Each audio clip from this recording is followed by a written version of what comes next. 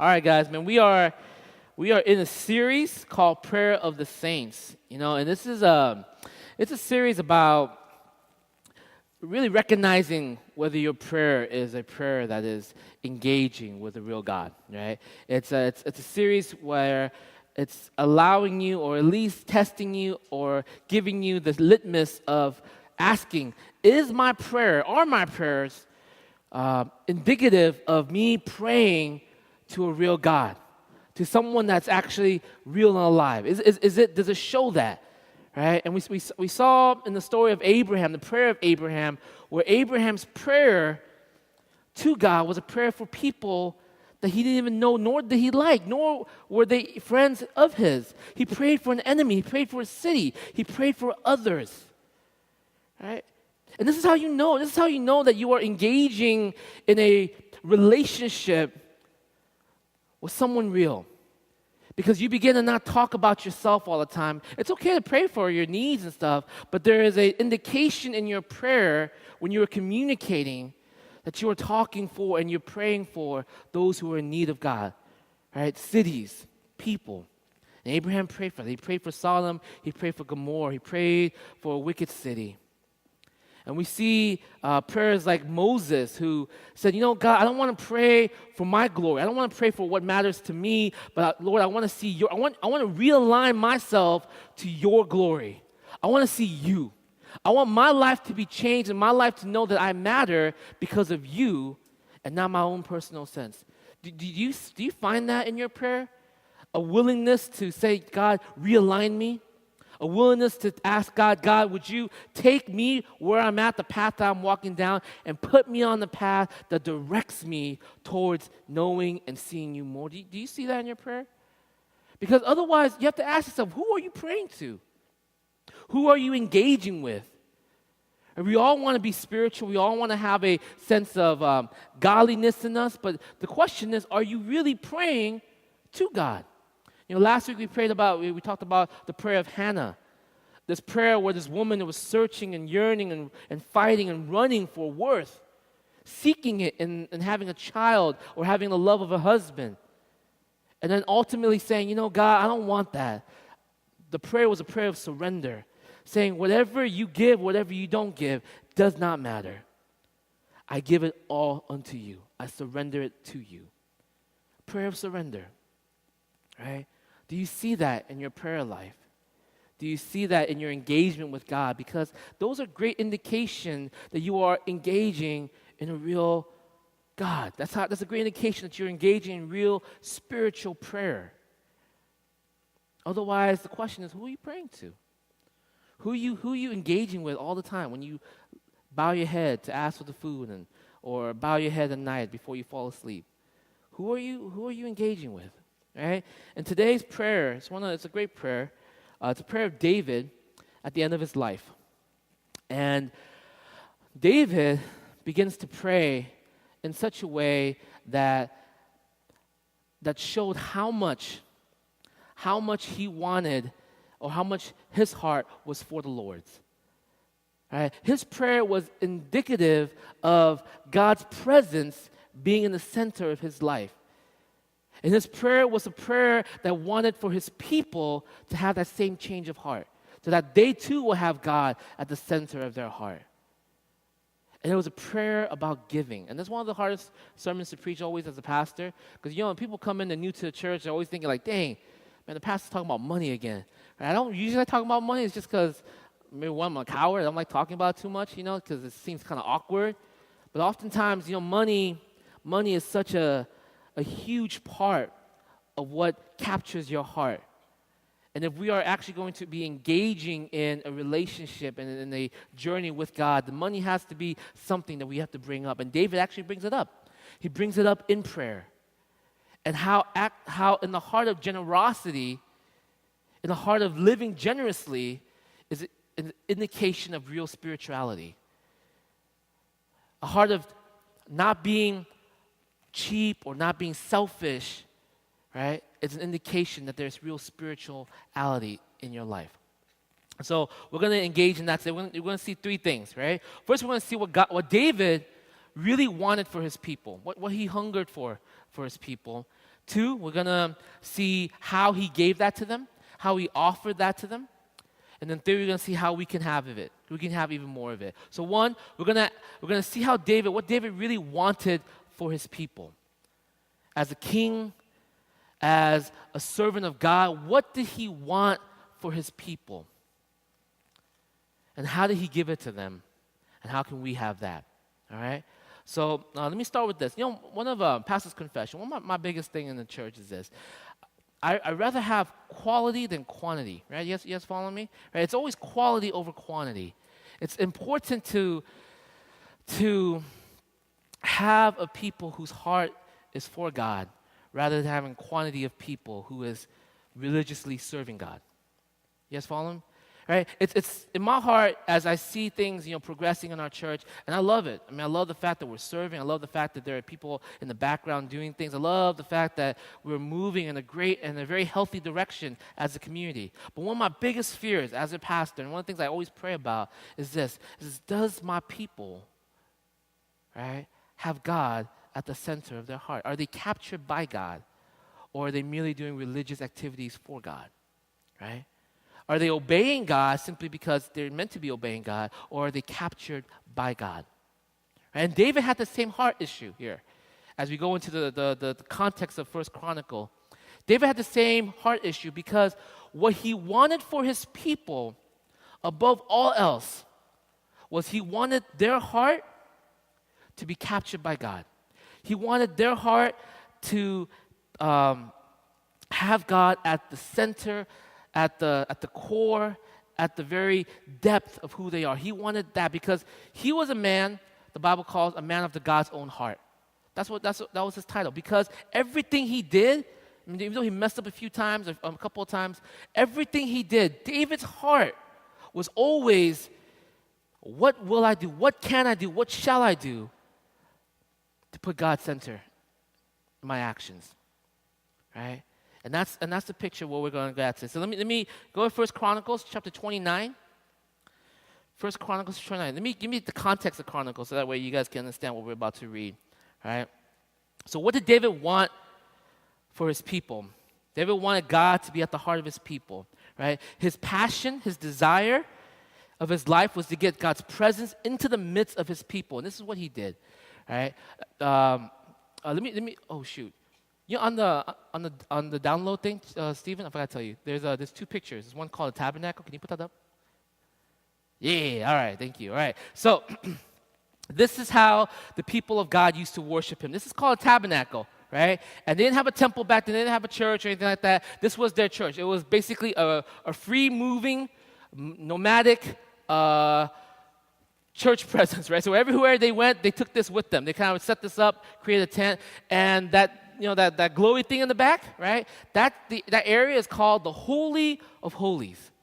Holy of Holies. That's where the very presence of God dwelt. There's no furniture in that. There's only one furniture in that place, and that furniture was this thing called the Ark, right? The Ark of the Covenant. And in this Ark was the 10 Commandments and all that stuff, but this Ark was very special because it was laden with gold. It was made specifically. It had 2 huge angels covering it. Can you get to that picture? I think there's one with the Ark too, right? And if you watch Indiana Jones, usually it has a picture something like that, right? Have you ever seen it, Raiders of the Lost Ark? It's something like this, and the key to this is the very presence of God would be upon this ark.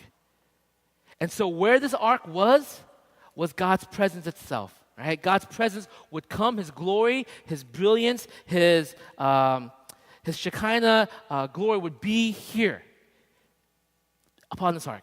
Okay? And so what happened was sometimes when David was in power, this ark was lost. This ark was in the hands of an enemy country. Do you know why? Because most of the time, God's people, they were foolish because they didn't think this ark was a presence of God. They thought it was kind of like a force and a power. Have you ever watched Raiders of the Lost Ark before? There's a scene in it where they opened the ark and everyone said, close your eyes. They said, why? Because the moment the Spirit of God came out and it was like this nuclear weapon that basically melted everyone's faces off, right? It was this kind of thing. And so they believed that was some sort of humongous power. So God's people was like, if we took this with us into battle, then surely we will win every single battle. It It was kind of this religious token where we believe that if we have this with us, surely we would have victory over every battle.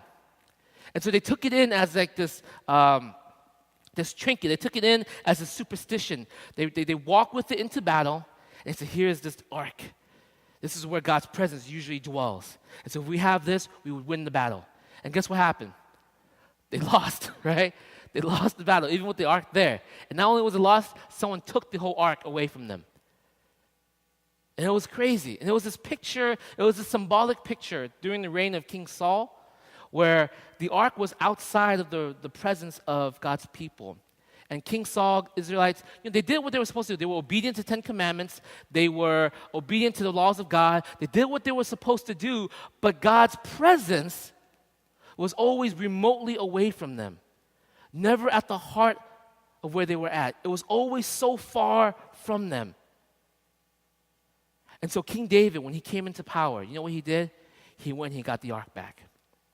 He went into the place, he fought for the ark, he got it back, and he was so excited. Where did he bring it to? He brought it into the heart of the country, into the city of Jerusalem, where the people dwelt, the capital city. He brought it into that place because he said, I want my people, above all else, I want them to have God's presence in their midst. I want my people to have God's presence in their heart. So he took it into the heart of the city, where beforehand it was outside the city, it was remotely somewhere else, symbolic of us sometimes. Where we say, you know what, I believe in God.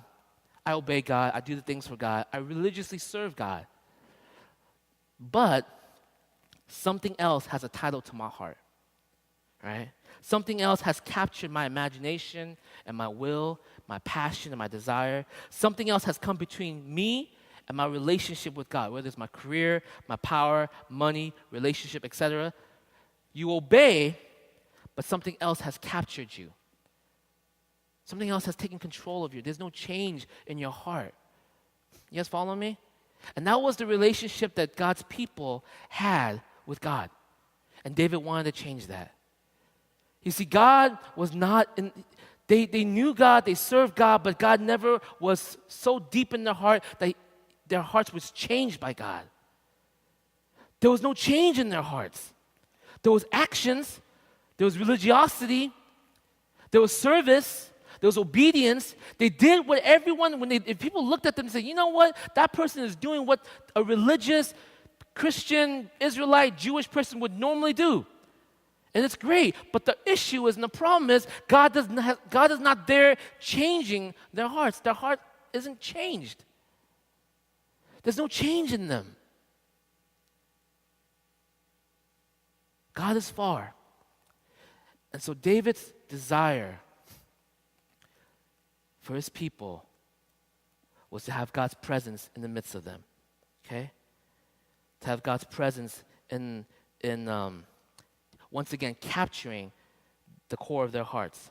And when he was so excited, when he brought if you read the biography of David, when he brought back the ark to the city of Jerusalem, he was so excited, he kept dancing, right? And he danced so, wildly that his clothes fell. I don't know how you can dance to such a degree where your clothes fall off, but he danced to such a degree where his clothes, literally, he was butt naked in the streets in front of all of his people dancing. Even his wife was like, man, you're the king.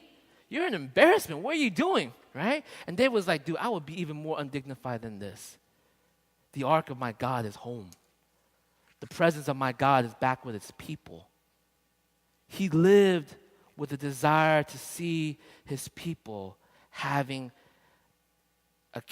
being captured by the very presence of God, being changed, being centered in the presence of God. That's what he lived for. That's what his desire was for. And that's where he is at this point, okay? A great example of this is, let's say, the worst thing you can have in a relationship when you're married or you're in a relationship is, that awkward moment when you're sitting with someone, you're like, you know what? I know that you love me. I know that you care for me.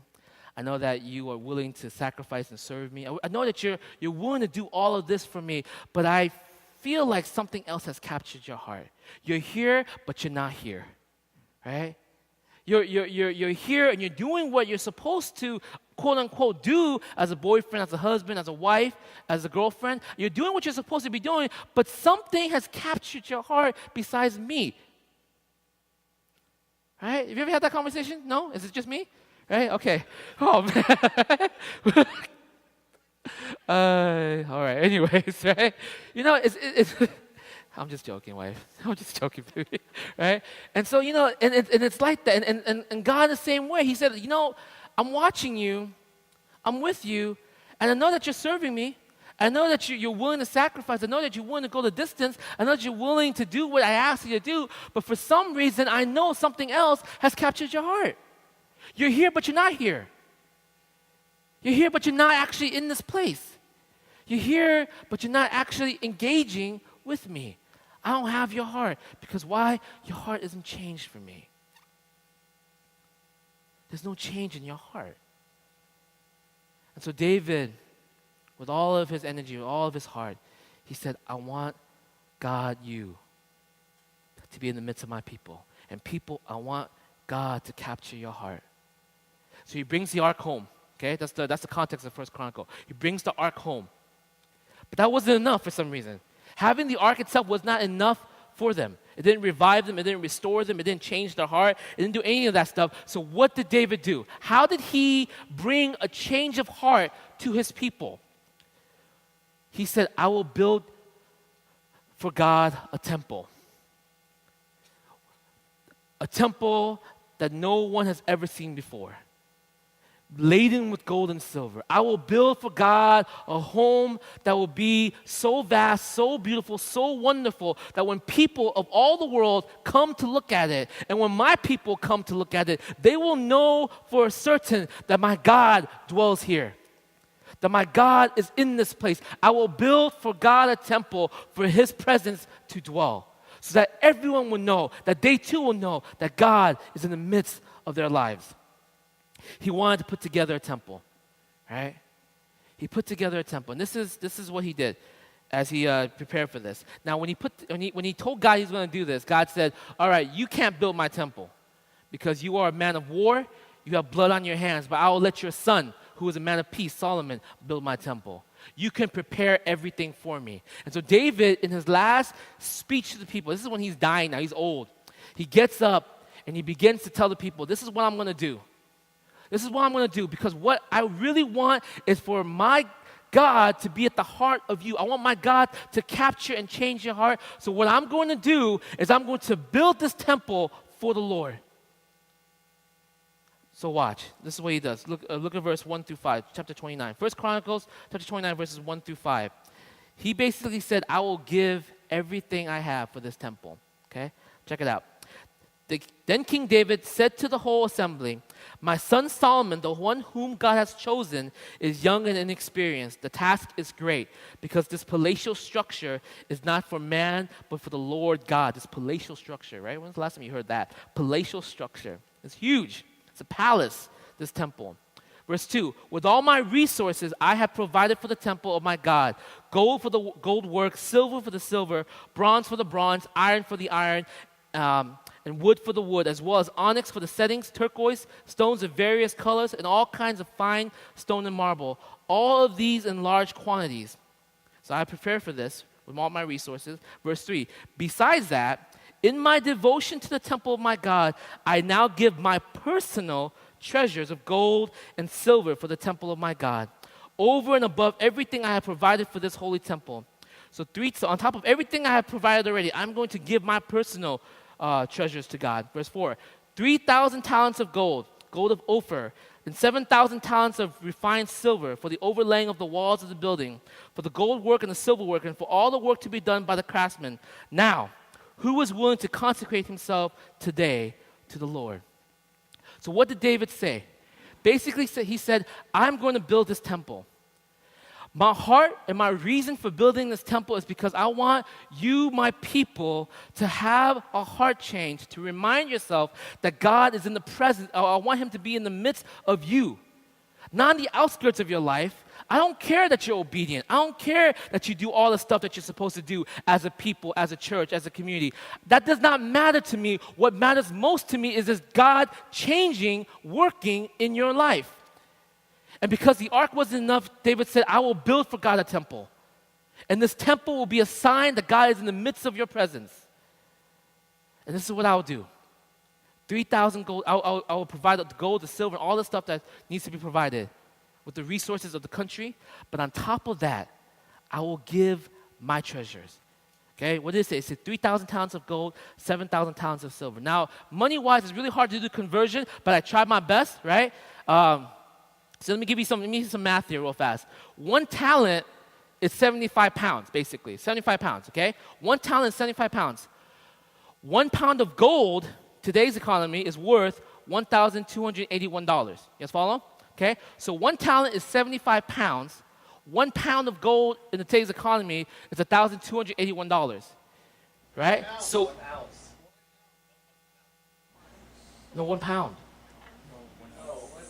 1 ounce what? Gold. 1 ounce is 1,200? Are you sure? Wow. Wow. Yeah, my math is really wrong, okay? It's really wrong. But you can imagine, if 1 ounce is 1,280, are you sure? Really? All right, dang, if 1 ounce is 1,280, that means 1 pound is a lot, okay? It's a lot, okay? Whoa. Man, 16 ounces is a pound? So 1,000 times, so it's about 16,000? 16,000 for a pound. All right, there's a lot of math going on, all right? So imagine 3,000 talents, okay? 3,000 talents, you know how much that is? That's in the billions then, right? It is in the billions. My math was in the millions. If it was right, I'm a math teacher too. Oh my God. So embarrassing, right? Right? 3,000 talents? Can you imagine? He's giving in the billions to the Lord. On top of what he's already given, he's going to give his personal billion to God. That's in gold, okay? And then 7,000 talents of silver. I think the math is wrong here for this too, okay? So it's probably in the billions here also. Mine was 100 million, but it's probably like in the 10 billions. He's giving over, right, like tens of billions of dollars, right? I'm summarizing now, right? Giving over tens of billions of dollars to the temple. Can you imagine the people? They're thinking, okay, you know, you're king, I guess you have a lot of resources, cool. But then he says, on top of that, I will give 3,000 talents of gold and 7,000 talents of silver for the work of my God in this temple. They're thinking, you're giving how much? You're giving basically the net worth of the whole entire country, right? Are you insane? Are you insane, David? All of that, his offering, his gift, was humongous and it had two very special significance to it, okay? The way he gave, it literally changed his people's heart. The way in which he saw and viewed his God and his action in doing it literally changed his people's heart. Because remember, the whole time, what was he doing? He wanted his people's hearts to change. He wanted their heart to know God. He wanted their heart to be changed for God, to be free in serving and giving and living for God. And they did not receive it when he saw the ark. But he said, I will build a temple, and I will give this to him. And his gift, two significant purpose to it, this gift literally changed the people's heart. Okay? What was the special thing about the gift? One, it was a very sacrificial gift. It was a very sacrificial gift. Do you guys understand? David gave up all of his accumulated wealth to the building of this temple. It wasn't like he made like trillions of dollars and he gave 10% of it. He literally gave in such a way where it hurt him. I don't think he even passed it on to his son. Solomon probably got nothing. Solomon just inherited the work, actually, right? He didn't inherit the money. He inherited the work of the money. So don't you want to pass some money off to your son? Like, nope, he's fine. He's all right. He'll be okay. Right? He sacrificially gave. He was giving in such a way that it was astounding to the heart of his people. Let me tell you guys something, right? When you give, you know, the heart of real spirituality, you know, you're really engaging God, right? It's not that you give out of excess, right? It's that you give in such a way where it actually changes your life. David's gift was a sacrificial gift. Think about this. If your gift is such a gift where it doesn't actually affect your life, where it doesn't actually change the way you live and change the way you view things? Right? Can I tell you something? What is it that you're actually engaging in with God? Right? The gift that David gave was a sacrificial gift. Some of us, 10% is nothing. Right? Some of us, 10% is nothing. You guys can pull it off easily. For some of us, 10% is everything. Right? But when you give, it ought to have some sort of effect on the way you live your life. Right? It means that in giving sacrificially, it ought to change the way maybe you can't buy an Acura. Maybe you have to live with a Honda. That's all right. Right? Maybe you can't afford the Lexus, but you get the Toyota. Right? It's cool. Right?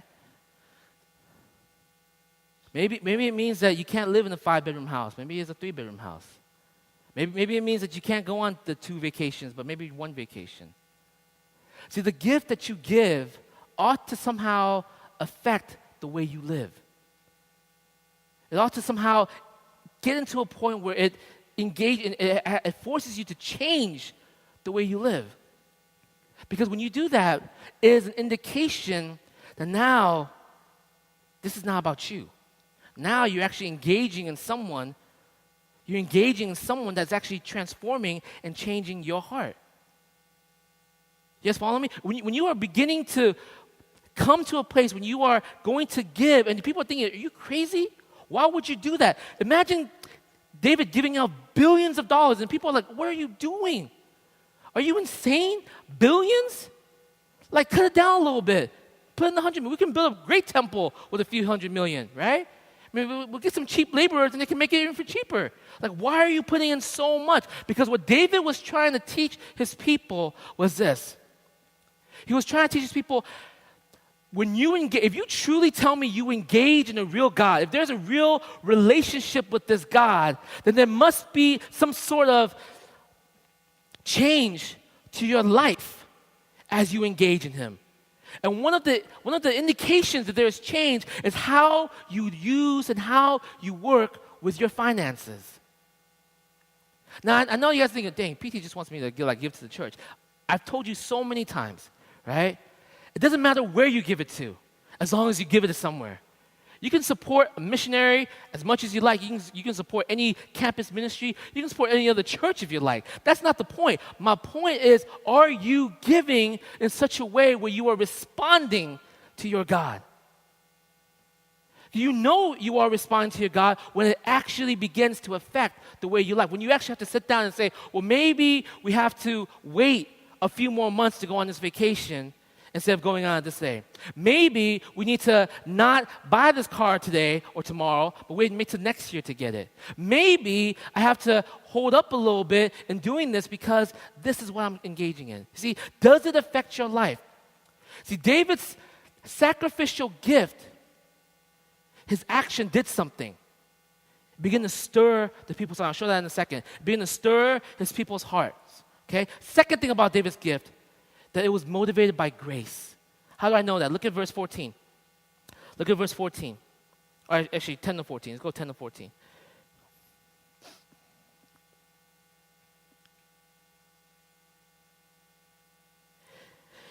David said, David praised the Lord in the presence of the whole assembly, saying, Praise be to you, O Lord, God of our father Israel, from everlasting to everlasting. Yours, O Lord, is the greatness and the power and the glory and the majesty and the splendor. For everything in heaven and earth is yours. Yours, O Lord, is the kingdom. You are exalted as head over all. Wealth and honor comes from you. You are the ruler of all things. In your hands are strength and power to exalt and give strength to all. Now, our God, we give you thanks and praise your glorious name. The beginning of this prayer is this picture of just establishing who this God is.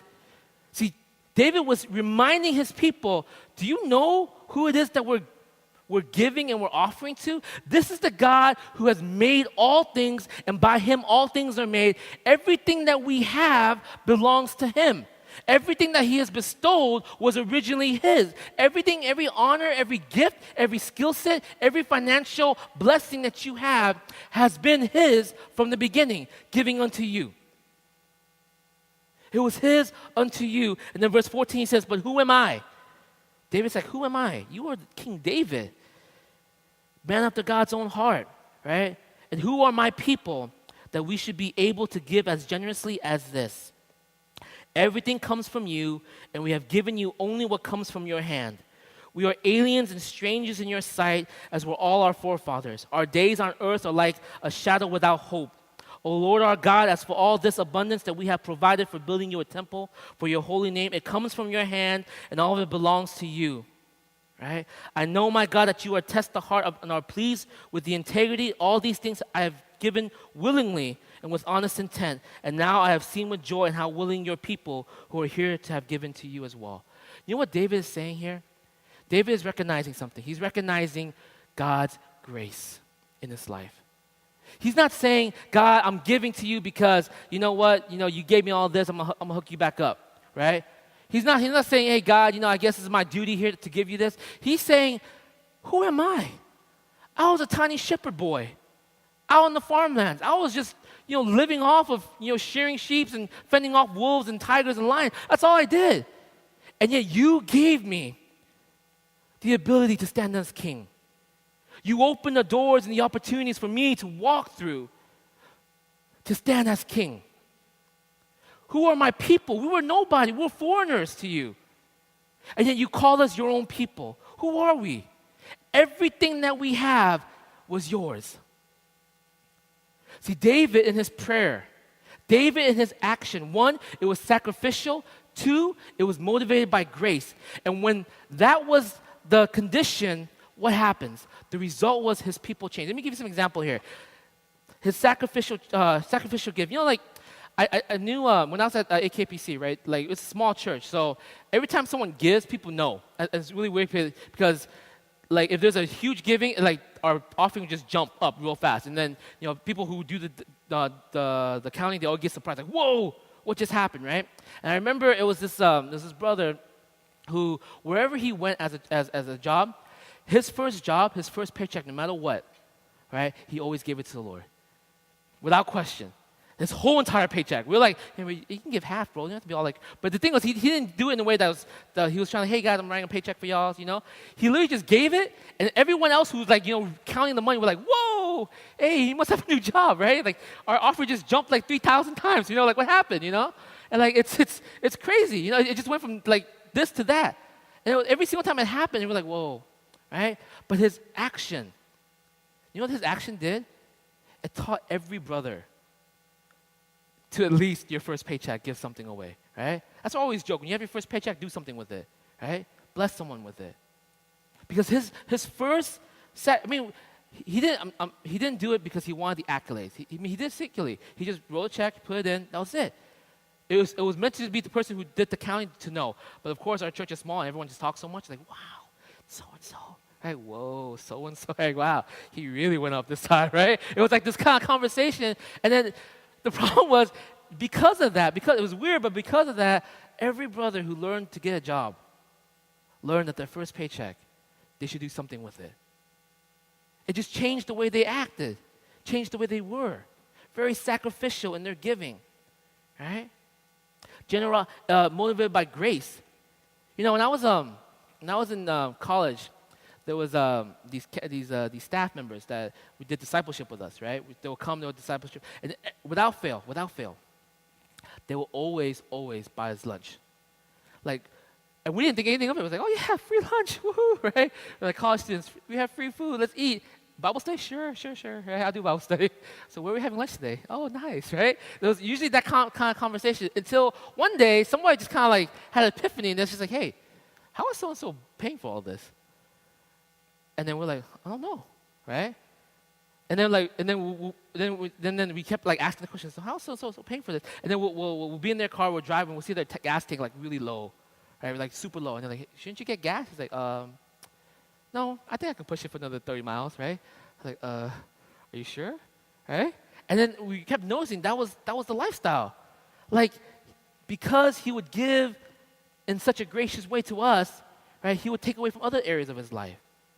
And then finally, when we kind of like wised up to, it's like, hey, like, are you like suffering like financially, right? You know, and then obviously they're suffering. Their staff, they don't get paid. You know, they're like raising money on their own. And he's like, no, I mean, yeah, a little bit. You know, but they always say, I enjoy these times with us. You know, I'm like, yeah, but when we eat, it's like at least like $30-$40 each time, right? Like how we do this like every week, you know? And so how much are you like? And you have like 4 of us that you do it with. Like, so how are you like surviving? And so, you know, look, it's the grace of God, right? Everything I have, Tony, is by God's grace. And so everything we give is by God's grace, right? And you know what happened, right? It's because of that heart, the action. Literally every brother, whoever was under the sky, right, without fail, bought meals for their discipler, without question. It's not because they were just trying to, like, you know, tradition. It was just literally, it was that spirit that drove them. It was that spirit that drove them to give, drove them to have a heart change. You guys following me? His heart change. And so what David did was he gave sacrificially, and his gift was motivated by grace. And as a result, you know what happened? The people's heart actually changed.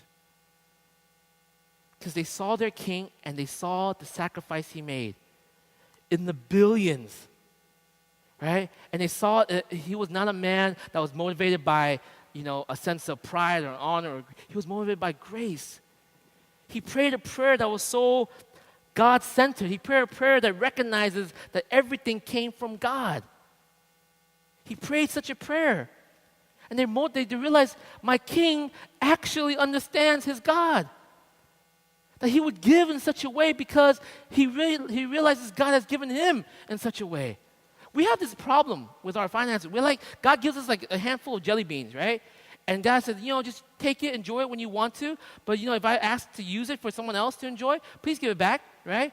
And like, yeah, sure. And then finally, you know, we have all these jelly beans. Yeah, jelly beans, so cool, right? It's just like my son Seth. I was like, hey, Seth, like, give daddy one. He's like, he looks at it, he says, And he takes out the black one. He's like, you can have this one. And I was like, can I have the red one? Sure, daddy. Just one. Here. I say, hey, bro, I bought that for you. He's like, yeah, daddy, but it's mine. Thank you, right? You know, it's this attitude. It's the same attitude we have. That God will give us all of this, our abilities, our gifts, our treasures. He gives us all of this, and he says, I want you to hold it. I want you to enjoy it. But when I want to use it from you to be a blessing for someone else, I'm going to call upon it. And what does he do? What happens when he calls upon it? We're like, God, how about next week, right? I mean, this week, you know, that new shirt just came out, that the Jordans just came out. I got to pick it up. You know, like next week when there's no like sales going on, I'll definitely hook you up, Lord. I'll give it back, but not this week. And we have this attitude, this unchanging attitude, and so that doesn't change anything. But David's heart, David's action was this action of sacrifice, an action of grace, and the result was his people's heart was changed. Look at verse 6-8. Okay.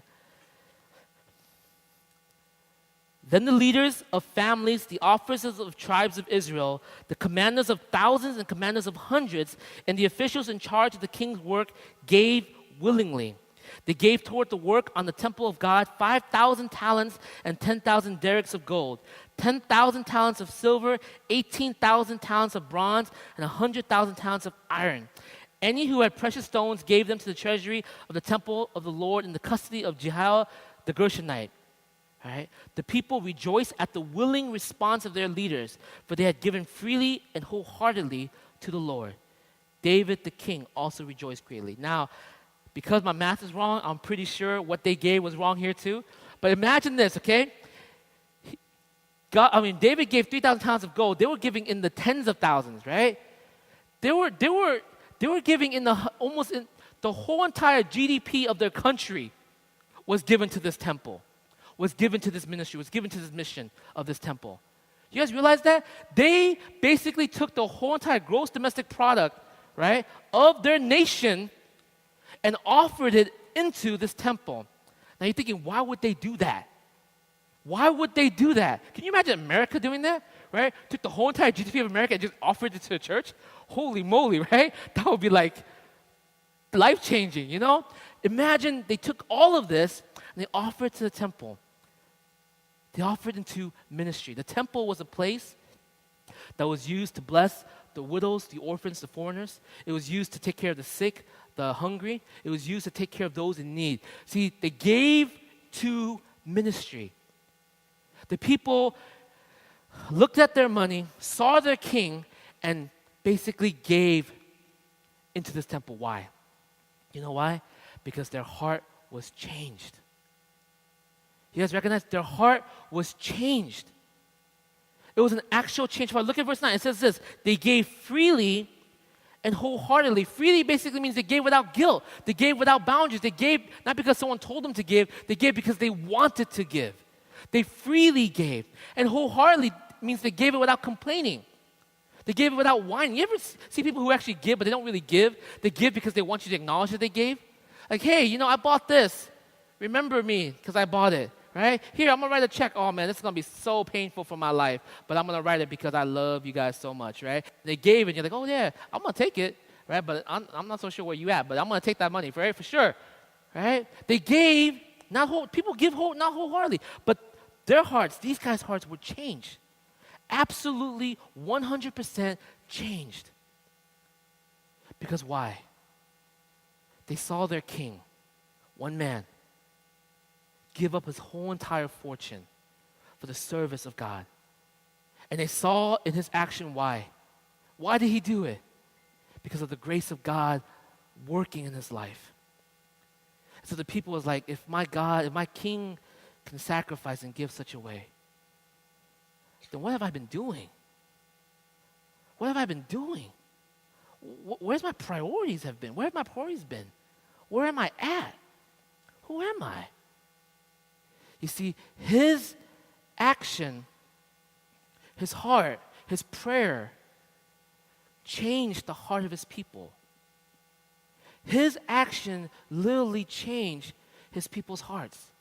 The very thing that he wanted from the beginning, his passion, his desire that David had for the people of Israelites was to have their hearts centered upon God. And they did not have that even with the ark. And so what? He built this temple and he gave himself to it. And their response was, yes, we ourselves will give unto it. Their heart was changed. Right? Without complaining. How many times are we like that? See, this is what I mean by a change of heart, you guys. A change of heart where you give freely, you give wholeheartedly. You give not desiring a response in the end, but you give because you recognize deep down that everything you have was from Him. You give in that way. You give where it actually affects your lifestyle. It affects the way you think, the way you do things. You know, one of the things I love about my college years was my roommates, right? My roommates were great, and the one thing about my roommates was that they always had a spirit of generosity, always. Everything in the house belonged to everybody. It's kind of weird. Like, you can walk into the house and literally grab anything and walk out, like, without question. There's no label saying, like, hey, Tony's eggs, or, like, cans of soup belongs to, like, I can walk into my, anyone can outside within the ministry can walk into the house because it's an open door house. Everyone can walk in, grab a clothes. If they need some clothing, they'll grab it, put it on, and walk out, right? I remember we'll go to chapel and we're like, is that my shirt? They're like, yeah, oh, looks pretty good. All right, cool, right? We'll walk in and then they'll grab the keys and they'll borrow the car, right? Without, like, if someone's not there, they'll come in, they'll come back, like, where's my car? Like, oh, so-and-so grabbed it. So, okay, right? It was a spirit of constant generosity. That everything everything that was theirs, they realized it was not theirs. It belonged to God. Everything in the house, right? No matter what we had, there was a freedom to, like, offer, like, when we had to drive. And back then, man, it was crazy. Like, people complain about driving. Back then, we drove to LA, like, every day, And, gas money, all that stuff, and all that crazy stuff. But people gave. Because they're like, you know what? It's a car. This is what it's here for. I've been blessed with it. Many people want a car, but they don't have a car. I have a car. I can drive people. Why not? I have this. I can offer to people. Why not? Right? Why not? So that's the spirit of sacrifice and of grace moving in the lives of people to do that. Now, how can we do this more? Because you're thinking, like, that sounds crazy, that sounds pretty cool, that sounds pretty interesting, but honestly, Tony, like, giving in such a way, that's just too much. How do I even have the motivation, the heart, and the power to even do this? Right? How do I even have the heart and the power to even engage in this? The answer is Jesus, right? And it sounds silly, it sounds simple, but the reality is that, see, the temple was what? The temple, this whole story was an illusion, all of it is an illusion to Jesus. For real. The temple was a place of ministry, right? The temple was a place where people will come and realize this is how the world's supposed to be. Restoring the sick, the poor, the hungry, the needy, right? Miraculous signs is happening in the presence of God. That's how it was meant to be. And Jesus comes into the scene, and what does he say? I am the temple. I am the temple. I am where it's supposed to be. My presence here is this indication that this holy place is meant to be restored. People are meant to be restored through it. Through me, the world can be restored again. The restoring of the natural order, the way people are meant to be. I am the bridge back to the God, right? The temple was a place where people come to connect back to God. Jesus says, I am the temple. I am the bridge that connects to God. And how did he do that? How did he show that? How did he accomplish that? He accomplished that by one, sacrificing not billions of dollars. He sacrificed the one thing that most of us can't dare to sacrifice, his life. What did he do? He went there and he didn't just, like David, trying to point people back to grace, like, hey, I'm doing this because of grace in my life. He came to effectually work grace into people's life. He says, my action is going to bring grace. My action is going to bring you into this new natural order because of me giving this gift to you freely. And so imagine this, okay? Imagine this picture. If the Israelites, when they stood and they saw their king, David, giving billions, motivated by grace, changed their heart in such a way where they themselves gave billions, motivated by grace, how much more should we, who true King Jesus, not just give billions, but gave life? Would you not wonder, like, why would you go that far, Jesus? I mean, you are God. You could have done anything because that was the price that needed to be paid.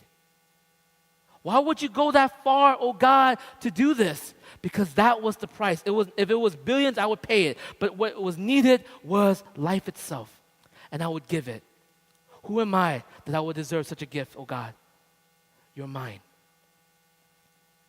And I give this to you from grace.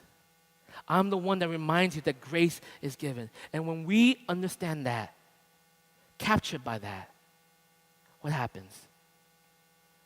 The money that we give, feeding the poor in Cambodia, Peru, across the street, Orangeview, the money that we give and taking care of the sick, the money that you become basically the picture of what?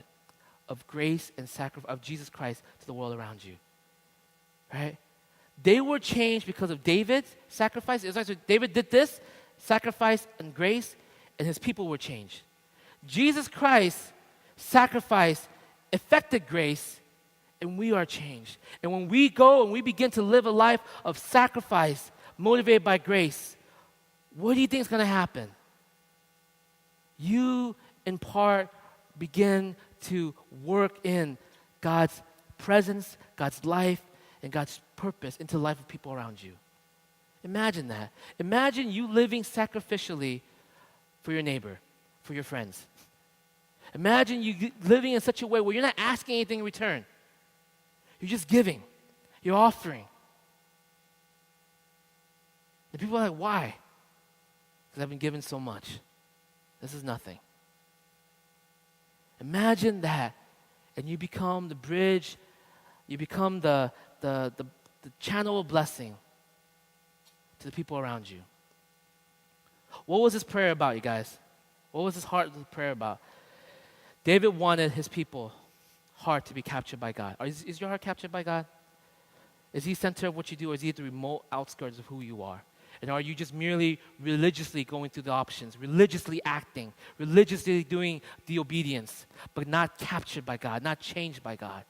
And what did David have to do? He basically said, I will build a temple and I will give my life financially for this. His sacrifice, motivated by grace, literally changed his people's hearts. And if our hearts can see Jesus Christ's sacrifice and grace in the midst of that to us, how much more should our hearts be changed? How much more should we give? How much more should we offer? Everything you have belongs to Him. Everything, every opportunity that you have possessed belongs to Him. Some of you guys are successful. Do you think you got there because you were gifted? Why were you gifted while everyone else wasn't? Oh, because I'm smarter. Why were you smarter while everyone else wasn't? Because I tried harder. Why were you able to try harder? What gave you the ability? What gave you the skill set? What gave you the outcome? What gave you the context? What gave you the upbringing? What gave you the culture? It was grace of God putting you there. You were there not because somehow you were greatly special. You were there because He placed you there. Everything you have, the moment you took your first breath to now, it's by the grace of God. And how ridiculous it is when you say, no, but this is mine. This belongs to me. I worked for it. I worked hard for it. No, guys. The proper response is to recognize, I have done nothing, and you have done it all. Every breath, my heartbeat, is because of the gift that you give to me this second. So how can I stand here and claim that this is mine? I give it in return for what you have given. Right? And when you do that, church, when you pray such a prayer, when you live like that, you become the channel of blessing and grace to the people around you. You don't look at people thinking that somehow they need to deserve something. You give because you've been given. Your heart's been changed. Is your heart changed, church? Right? Or merely going through the motion? How do you know you're really engaging in God? Ask God this area of your life. Check it. Go through it again. See where you're at. And please, right? Do not think PT wants me just to fill the coffers for our church today. Honestly, I don't know how we get the money we get, but it happens, right? You don't have to. If you find an organization you want to give to that one. You find a church that you love to give there. If you found 20 kids you want to sponsor at Compassion International here at Hope, anywhere you want, do that. Doesn't matter how you give, just give. Doesn't matter how it is that you do it, but live your life generously. Just live it. Right? And see. Because the more you do it, guess what? The more it affects grace into your life, and the more you begin to change by it. Let's pray.